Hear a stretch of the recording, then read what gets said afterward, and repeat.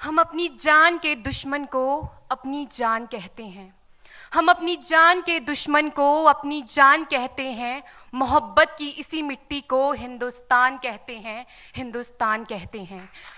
जो दुनिया में सुनाई दे उसे कहते हैं खामोशी, जो आंखों में दिखाई दे उसे तूफान कहते हैं। जो ये दीवार का सुराख है साहब, जो ये दीवार का सुराख है, चाइना, अमेरिका, पाकिस्तान साजिशों का हिस्सा है, मगर हम इसे अपने घर का रोशनदान कहते हैं, अपने घर का रोशनदान कहते हैं। परम सम्माननीय निर्णायक मंडल के सदस्यों, सभा में उपस्थित सभी गणमान्य व्यक्ति, मैं नेहा वर्मा देश प्रेम और राष्ट्र निर्माण के उपलक्ष्य पर अपने कुछ विचार आप सभी के साथ साझा करना चाहूंगी। आज़ादी का असली मतलब वही समझ सकता है जिसने कभी गुलामी की हो। हम सौभाग्यशाली हैं कि हमने स्वतंत्र भारत में जन्म लिया। यूं तो आज़ादी की लौ 1857 में ही जल चुकी थी, जो वर्षाल बनकर 1947 में हमारे देश को आज़ाद कराई। प्राचीन, मध्यकालीन और वर्तमान भारत के उदाहरणों से स्पष्ट करना चाहूंगी कि जब हम फिरंगियों के फेरे में फंस गए थे तो रंग दे बसंती चोला की एक आवाज पर टोलों के टोले उमड़ आते थे और उनके वंदे मातरम के नारों से खून में आने वाला 5-5 डिग्री का तूफान अंग्रेजी शासकों की जड़ों में तूफान ला देता था। लोग मर जाते थे, मिट जाते थे, फांसी चढ़ जाते थे, तो वो भी अपनी देशभक्ति साबित कर रहे होते थे, क्योंकि ये उस दौर की देशभक्ति की कसौटी थी। उसके बाद 62, 65 और 71 के युद्धों में अपना सुहाग गवा देने वाली औरत, जब घर के हालात ये हो जाया करते थे कि प्यार भी भरपूर गया, मांग का सिंदूर गया, नन्हे नौनिहालों की लंगोटियां चली गई, छोटी छोटी बेटियों की चोटियां चली गई, बाप की कमाई गई, भाई की पढ़ाई गई, ऐसा एक विस्फोट हुआ पता ही चला नहीं, पूरे जिस्म की ही कई बोटियां चली गई। और आपके लिए तो एक आदमी मरा है साहब, किंतु मेरे घर की तो रोटियां चली गई, मेरे घर की तो रोटियां चली गई वाले हालात पैदा हो जाने के बावजूद भी एक माँ अपने बेटे को सरहद पर दुश्मनों की धज्जियां उड़ाने के लिए भेज देती थी और उसे पत्र लिखाकर ये भेजा करती थी कि अम्मा ने खत लिखा है बड़े ही चाव से, पुत्र मेरे ना घबरा जाना, 1 इंच भी पीछे ना हटना, चाहे इंच इंच कट जाना, चाहे इंच इंच कट जाना। इस तरह पूरा परिवार अपनी देशभक्ति साबित कर रहा होता था। तब देश बलिदान मांगता था, तब देश लड़ जाने को कहता था, तब देश मर जाने को, मिट जाने को, फांसी चढ़ जाने को कहता था, किंतु आज देश लड़ जाने को नहीं कहता, आज देश मर जाने को, मिट जाने को, फांसी चढ़ जाने को नहीं कहता, बल्कि मेरे विचारों में यदि कोई व्यक्ति अपना काम पूरी ईमानदारी, पूरी मेहनत और पूरी लगन से करे ना, तो वही सबसे बड़ा देशभक्त है। मैं नहीं मानती कि फेसबुक और व्हाट्सएप की डीपी को 3 रंग में रंगना ही देशभक्ति है। और यदि आप कहेंगे कि साल में 2 बार हाथ में तिरंगा ले लेना देशभक्ति है, तो मैं पूछना चाहूंगी कि फुटपाथ में रहने वाला वो बच्चा ट्रैफिक की छांव में नंगे पांव में जब तिरंगा बेच रहा होता है, तो क्या इसे आप उसकी देशभक्ति कहेंगे? ये उसकी देशभक्ति नहीं, उसके पेट के भूख की शक्ति है जो उसे ऐसा करने पर मजबूर करती है। क्योंकि ना मस्जिद को जानते हैं, ना शिवालों को जानते हैं, ना मस्जिद को जानते हैं, ना शिवालों को जानते हैं। जो पेट के भूखे होते हैं ना, वो सिर्फ भोजन के निवालों को जानते हैं, वो सिर्फ भोजन के निवालों को जानते हैं। अपने परिवार, अपने समाज, अपने देश के लिए समर्पण का भाव है देशभक्ति। और हर देशद्रोही के जीवन में आने वाला तूफान है हमारी सच्ची देशभक्ति, ताकि हर देशद्रोही ये समझ सके कि अगर तू परिंदा है तो ये आसमान तेरा है, अगर तू दरिंदा है तो ये शमशान तेरा है, भाईचारे से रहना है तो रह इस जमीन पर, वरना ये कब्र भी तेरी है और यही कब्रिस्तान तेरा है और यही कब्रिस्तान तेरा है। लेकिन एक देशद्रोही से ज्यादा देशभक्ति तब आहत होती है जब एक बेटा अपने बूढ़े माँ बाप को वृद्धाश्रम की चौखट पर छोड़ आता है। करा उठती है वो देशभक्ति जब मुसीबत में फंसे लोगों की जान बचाने से ज्यादा हम सेल्फी लेकर अपने लाइक बढ़ाने में लगे रहते हैं। आज के इस दौर में वो युवा जिनके ऊपर जिम्मेदारी थी अपने देश, अपने समाज, अपने राष्ट्र की आशाओं को बांधे रखने की, वही युवा अब 4x4 इंच की छोटी सी स्क्रीन पर अपनी कोमल अंगुलियों के घर्षण मात्र से अपनी भावनाओं की इमोजी भेज रहा है।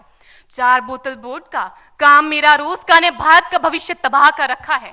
हम ना एक ऐसे समाज में जीते हैं जहां लड़कों से बात करता देख जो भाई हड़काते हैं, लड़कों से बात करता देख जो भाई हड़काते हैं, वही भाई अपनी गर्लफ्रेंड के किस्से घर में हंस हंस कर सुनाते हैं। और मैं बता दूं, महिला सुरक्षा के मामले में हम आज भी 4थे नंबर पर आते हैं। हम ना एक ऐसे समाज में जीते हैं जहां पत्थर की मूरत को लगते हैं 56 भोग और भूखे नंगे तड़पते सो जाते हैं लोग, भूखे नंगे तड़पते सो जाते हैं लोग। मजदूर को मजदूर समझिए, मजबूर नहीं।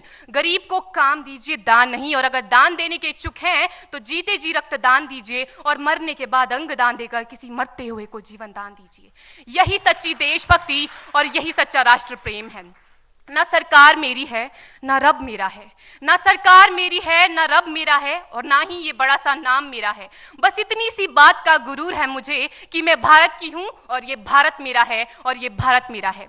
परंतु एक वैचारिक बीमारी हमारे समाज में मुझे नजर आती है। कहा जाता है हम दुनिया के सबसे बड़े लोकतंत्र हैं, जहां हिंदू पैदा होते हैं, मुस्लिम, सिख और ईसाई भी पैदा होते हैं, लेकिन बदकिस्मती है अब इंसान पैदा नहीं होते। और मेरे विचारों में ना हिंदू की जरूरत है ना मुसलमान की जरूरत है। राष्ट्र निर्माण के लिए केवल अच्छे इंसान की जरूरत है, केवल अच्छे इंसान की जरूरत है। जरा सोच कर देखिए, ये पेड़ पौधे और शाखाएं भी परेशान हो जाएं अगर परिंदे भी हिंदू और मुसलमान हो जाएं। एक शैक्षणिक बीमारी भी हमारे समाज में मुझे नजर आती है, और बड़े ही आश्चर्य की बात है जिस देश ने पूरी दुनिया को तक्षशिला और नालंदा देकर के विश्वविद्यालय शिक्षा की बुनियाद रखी, आज विश्व के 100 सर्वश्रेष्ठ विश्वविद्यालयों में हमारा एक भी विश्वविद्यालय खड़ा नहीं हो पाता। जहां एक और हमारे पास IIT, IIM और NIT जैसे शिक्षण संस्थान हैं, तो वहीं दूसरी ओर इस देश के गरीबों को बेरोजगारी की जमात में खड़ा करने के लिए उनके हाथ में सर्व शिक्षा अभियान का झुंझुना पकड़ा दिया जाता है। और मैं बता दूं, इस शैक्षणिक बीमारी का केवल एक कारण वो ये कि हमारे देश की शिक्षा नीति केवल 2 तरह के लोगों के लिए बनती है। पहले वो जो विद्वान हैं और दूसरे वो जो धनवान हैं। इसी तरह की कई गजब की बीमारियां हैं, और इन बीमारियों की जो जड़ है ना, वो हमारा अंधविश्वास। और मेरे विचारों में जब तक इस देश का युवा अपनी सफलता के लिए मंदिरों में जा जाकर नारियल फोड़ फोड़ कर भगवान को रिश्वत लगाता रहेगा, हमारे समाज का शिक्षित वर्ग ही बिल्ली के रास्ता काटने पर खड़े हो जाना, अपने धर्म अपनी जाति को ऊंचा मानकर दूसरों के धर्म की अवहेलना करता रहेगा, तब तक ना तो इस देश से अंधविश्वास खत्म होगा और ना ही हमारा राष्ट्र निर्माण संभव होगा। हमारी संस्कृति, हमारी सभ्यता को दुनिया ने शीश नवाया है, तो क्यों आस्था के नाम पर हमने अंधविश्वास फैलाया है? मेरे विचारों में हमारा राष्ट्र निर्माण तब संभव होगा जब इस देश में महिलाओं की पूजा नहीं, उनकी इज्जत की जाएगी। राष्ट्र निर्माण तब संभव होगा जब हम जातिगत आरक्षण नहीं बल्कि सामाजिक सशक्तिकरण पर बात करेंगे। राष्ट्र निर्माण तब संभव होगा जब स्वच्छता अभियान में केवल सरकार नहीं बल्कि सड़क पर चलने वाला हर एक नागरिक हाथ बंटाएगा, स्वच्छ भारत स्वस्थ भारत को दिल से अपनाएगा। असल मायने में हमारा राष्ट्र निर्माण तब संभव होगा जब एक गरीब बच्चा मध्याह्न भोजन के लिए नहीं बल्कि ज्ञान अर्जन के लिए सरकारी स्कूल की चौखट पर कदम रखेगा। और हमारा राष्ट्र निर्माण तब तक संभव नहीं होगा जब तक एक नागरिक नैतिक रूप से सटीन, चारित्रिक रूप से भ्रष्ट, मानसिक रूप से दिवालिया, धार्मिक रूप से अंधा, राजनीतिक रूप से गंदा, स्वैच्छिक मान मूल्यों के आंकड़ों में जिन्न शिन्न पैपंदमयी अखंड भारत को खंड खंड करता रहेगा, तब तक हमारा राष्ट्र निर्माण संभव नहीं होगा। बड़ी बड़ी बातें नहीं, छोटी छोटी कोशिशें करनी होगी, क्योंकि ठोकर हमें पहाड़ से नहीं पत्थरों से लगा करती है। I being an Indian, I being a student, I being a symbol daughter of this motherland feel proud to be an Indian।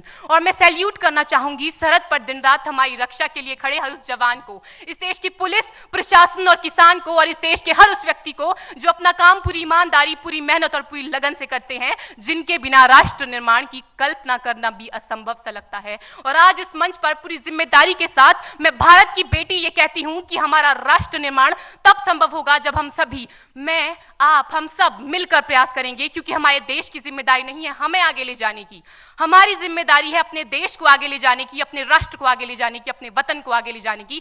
तो अंत में मैं बस यही कहना चाहूंगी, मेरा हिंदुस्तान महान था, महान है, महान रहेगा। मेरा हिंदुस्तान महान था, महान है, महान रहेगा। होगा हौसला सबके दिलों में बुलंद तो एक दिन पाकिस्तान भी जय हिंद कहेगा। पाकिस्तान ही क्यों, सारा जहान जय हिंद कहेगा, क्योंकि सारे जहां से अच्छा हिंदुस्तान हमारा, सारे जहां से अच्छा हिंदुस्तान हमारा, हम बुलबुलें हैं इसकी, ये गुलिस्तान हमारा, ये गुलिस्तान हमारा। जय हिंद, वंदे मातरम।